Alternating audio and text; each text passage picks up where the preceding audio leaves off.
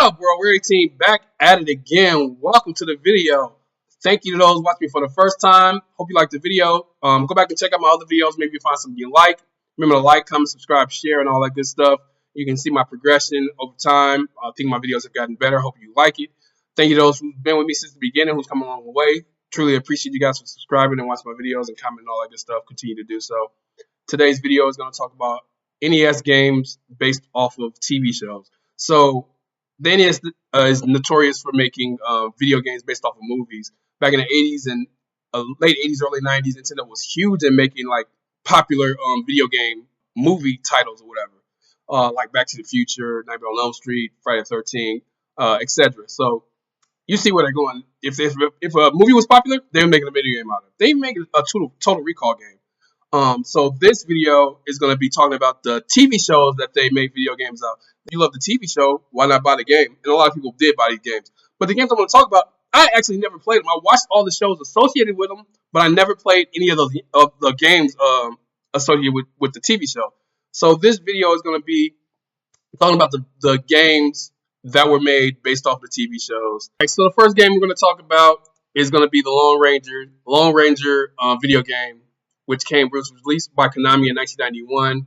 It's an action RPG hybrid following the Lone Ranger exploring the Old West to find the bad guys who murdered his buddies. Also, there's fucking ninjas in this game for some reason, which is weird. It's a one-player game. So this game was based off of the Lone Ranger show. There were 3 iterations of the show. The Lone Ranger TV series aired from 1949 to 1957. It aired on ABC. There was 5 seasons, 9 years, 221 episodes. The second iteration came in 1966. September 1966 to September 1969, it aired on CBS, 26 episodes, and the last version came out September 1980 through 1982. It came out when I was born. It aired on CBS. It was animated, 2 seasons, 28 episodes. So when I grew up, I didn't like westerns, but this show was always on. The number one version, the older version, was always on in my house because my stepfather loved westerns or whatever. So I remember hearing the theme song and like walking by the TV and watching them watch the Lone Ranger. I was never interested in the show at all. I thought it was boring. I didn't like westerns. So when the game came out, I didn't even know there was a game. I never played the game. I never even looked into the game. The only reason why I know about this game is when I was looking up this topic for this video. So watching the gameplay, it looked pretty cool. It looked like a game that I would play, even if I didn't know it was a made from a TV show video game. I would probably play this game. I don't know why I never found it for some reason. I played a lot of weird games on Nintendo, and this is one of the games that I never played. So the story of the Lone Ranger. So him and his posse gets ambushed by a rival outlaw gang. The rival outlaw gang kills his brother and his 4 of the Rangers, and left him for dead. A Native American named Tonto finds him and nurses him back to health. To conceal his identity, he wears a mask, and he rides off with Tonto, become the Lone Ranger, a symbol of law and order in the Old West. So that's the story of the Lone Ranger. That's what pretty much the whole TV series is about. And the video game pretty much follows the same pattern, except you have to rescue a president from the rival gang or whatever. Is 8 levels, 8 Wild West level stages using pistols, horses, and you have to use pistols, horses, and your wits to overcome obstacles and challenges. It looked like a pretty hard game. The feed that I watched, the guy beat it in like 20 minutes, so I guess it wasn't that hard, but I'm pretty sure it would have been hard for me being a kid or whatever. But it looked like a pretty interesting game. It looked real fun. I thoroughly enjoyed watching it and watching them beat it. It's definitely a game that I would want to play, even though I didn't watch the show really. But it was very interesting game. If you guys want to check it out on YouTube. They had a bunch of people playing it. I think they got a couple speed runs too. I think you can watch the show. I saw clips of the show on YouTube, so you can watch all 3 versions on YouTube. I never watched the cartoon version. That's probably one of the versions that I would actually watch, but I never watched the cartoon version. But watching it growing up, I'm watching it as an adult. It looked pretty interesting. The animation wasn't that bad. and the voice acting wasn't that bad for its time. So definitely recommend it if you want to check it out just to see how it was. And it looked like I said, it looked like a pretty good game too. The next TV series that they made into the game was the American Gladiators. Aired September 1989 to May 1996. It was in syndication, which means it came on whatever network they wanted to put it on.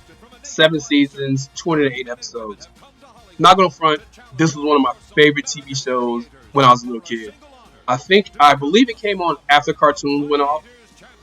It was like wrestling, but better than wrestling because it was real. People actually got fucked up on this game, especially a lot of events were super aggressive or whatever, where you actually had to be physical, like the one where you had to put the ball in the fucking hole. Those motherfuckers used to get fucked up. And there was several episodes where they had to switch out the player because they got hurt, like twisted an ankle or really got hurt in the game. So that was another aspect of this show that was good. One of the reasons why a lot of people watched it because there was actually ability for people to get hurt. It's like watching football. People like watching football, but they love the stupid hard hits and people getting hurt. So that aspect was in this show, which made it pretty original. It was pretty cool that would happen. And the characters that they had on the show, the Gladiators, they were characters. They were real, like, super big, super roided up or whatever. Even the women were big, which made it also cool. Like I said, it was like wrestling, but real. So they had cool names like Zap and fucking Nitro and Siren. The whole show was pretty awesome. And I think the ratings were big. There's actually a Netflix special on Netflix talking about the American Gladiators. I think there's 2. There's one on Netflix and one on Hulu, if I'm not mistaken. Talking about what they went through, the different courses, the different gladiators that was on the show, and how popular it got, and how famous they were, how much money they made, and all that stuff. It's a real good documentary if you want to check it out. But they made a game out of American Gladiators, which was released in October 1991 by Game Tech. It was a 2-player game. It had 6 events, which were the Joust, Assault, Powerball. Powerball is a game that the people got fucked up on. The Wall, the Human Cannon, and the Human Cannonball, my fault. And the ultimate goal was to reach the final event, the Eliminator. The game graphic wasn't that bad. It looked like a pretty hard game, but it's one of those games where I think if you play it over and over again, you really figure out how to beat each level. The gameplay, I saw the dude beat it in like 20 minutes, and he didn't really have any challenges in it, which means he probably played it a lot. But it looked pretty cool. I don't know why I never played this game also, because this is definitely the type of game that I would love. I like to play. I had a bunch of wrestling games on Nintendo. I don't know why I never got this game. It's kind of weird, to tell you the truth. But the game looked pretty good. The graphics weren't bad. The gameplay looked pretty good.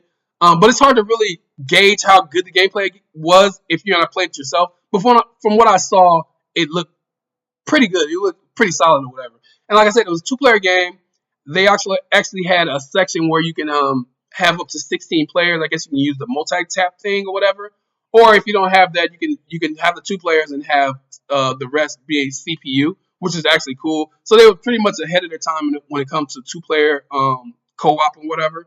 So I thought this game was pretty cool. I definitely would have played it if I had an opportunity. I don't have an NES, and I don't think it's on the Switch. It's not one of the games that's on the Switch. So if it ever does come to Switch, I'm definitely going to play it. But it's a really good game. And like I said, the show was amazing. I love the show. I love the whole concept. And Nintendo definitely made money off of this because I'm pretty sure they sold a lot of these games. I'll probably look it up, see how many copies they sold. That's going to do it for American Gladiators. Definitely check out the show if you haven't seen it. You can watch episodes on Netflix. That's where I saw a lot of the footage from. All right, so the next TV show they made into the game was Gilligan's Island. Aired from September 1964 to April 1967. Aired on CBS for 3 seasons, 98 episodes. Just sit right back and you'll hear a tale of a fateful trip that started from this tropic port aboard this tiny ship. There was also an animated series called The Adventures of Gilligan Islands, which aired on ABC, 24 episodes, 1974 to October 1975. 2 seasons, I'm sorry. I never watched the cartoon, but I did watch the TV show, even though I hated the TV show. I used to hate watching this show for some reason. If you don't know what Gilligan's Island is about, it's about this guy named Gilligan who's like a second hand guy on this ship that crashes on a desert island, and he's the cause of them being stuck on that desert island. Every time they have a opportunity to leave the island, he does something to fuck it up so they get stuck on it to keep them stuck on the island. It's like he's doing it on purpose. It's like he loves being in a fucking island with nobody around but those like 5 or 6 people or whatever. It was a popular show. People love the show. People still love the show today. You can probably find episodes on YouTube. I wasn't interested in watching the show over because I really didn't like the show, but they made a video game out of it. Released July 1990 by Bandai. It's a single player game. It was based off of the TV show. In the game, you control Gilligan. You have to explore the island, collect items, talk to the other castaways, and solve puzzles to progress through the game. Like I said, it follows the storyline of the movie. The gameplay looked pretty cool. It was a puzzle game, which I liked. I never played this game. I never got this game. I didn't like Gilligan's Island, which is probably one of the main reasons why I never bought the game or I never got the game as a kid. Wasn't interested in getting the game at all. But looking at it now, I think I would have played this game because I love puzzle games. I love figuring shit out. I like games at that age. I like games like that. I played a lot of puzzle games like that growing up. So I think I missed out on my opportunity to play a pretty good game. The graphics weren't that bad. The gameplay looked all right. Definitely, it's not on Switch either. None of these games are on Switch either, which is kind of whack. But I would definitely give it a chance if I had an opportunity to play it. Like I said, watching it from YouTube and seeing people play it, it looked like a pretty interesting game that I would love to play. And like I said, it goes off the Gilligan's Island story. So definitely check that out if you like Gilligan's Island. You can probably watch it on Amazon or something. I'm pretty sure it's out there. And they got clips on YouTube if you want to see what the show is about. And also the game is on. You can watch the complete gameplay on YouTube, which is what I did. All right, so the last TV show that I'm going to be talking about that they made into a video game was Peter Pan and the Pirates. Not one of my favorite cartoons, but I watched it every day. It came on right before Batman animated series, so I watched that show anticipating Batman animated series because that was one of my favorite cartoons growing up. It aired on Fox, released September 1992, September 1991. One season, 65 episodes. That's a lot of episodes for one season. The show didn't do very good, even though the voice acting was good. Tim Curry was the voice of Captain Hook, which is pretty cool. He's the guy that played it. He's been in a lot of movies or whatever. But I wasn't a big fan of the show. The animation was good. The storylines was all right. The voice acting was fantastic. But I don't know why I don't know why I didn't like this show. But they made a video game out of it, which was released January 1991. It was a one-player game. So the synopsis of the game was Captain Hook challenged Peter Pan to a duel, which would return the fate of the enchanted world. Peter Pan goes through several levels, each based on the television series, battling pirates and avoiding various traps until he reaches the pirate ship to battle with the evil Captain Hook. The gameplay looked pretty cool. It wasn't bad for a Nintendo game. It went off what happened in the show, which was all right. The animation was all right. The gameplay looked all right. But from what I was watching on YouTube from the game, the person playing, he did it pretty quick. It was like a 25-minute video or whatever. No deaths or nothing. But it looked kind of clunky a little bit, I guess you could say.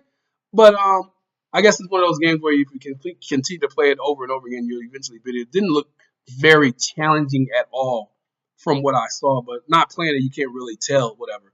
But it looked pretty cool. And I'm pretty sure they made quite a bit of money because a lot of kids liked the show, even though it only aired for one season. A lot of people liked the show. I wasn't a big fan, but I watched it. Maybe a lot of the kids were like me, watching the show just to get to Batman. But it was a from the gameplay, it looked pretty good. That's all I can say about that show, about that game or whatever. But that's gonna do it for the video, guys. Thank you guys for watching. I truly appreciate it. Let me know some of the video games on NES that they made from a TV series. There was quite a few left. There was Batman animated series. They actually made a video game out of that, but that was for SNES. They had quite a few games that I did not mention, but I thought these were the most interesting games that they had, in my opinion, based on popular TV shows. Like, people love Gilligan's Island. People love the Long Rangers, so I thought that was pretty cool that they would make video games out of it.